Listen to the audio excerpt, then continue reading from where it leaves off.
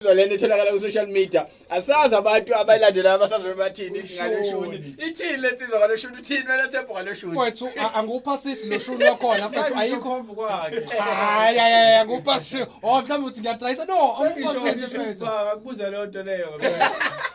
uyabheka phamkwakhe unkosikazi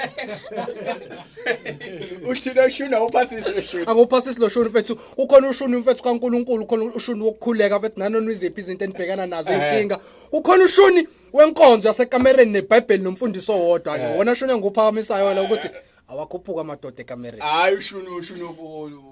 wekubani mhlawumbe uthi lento dagijima inkawu nempela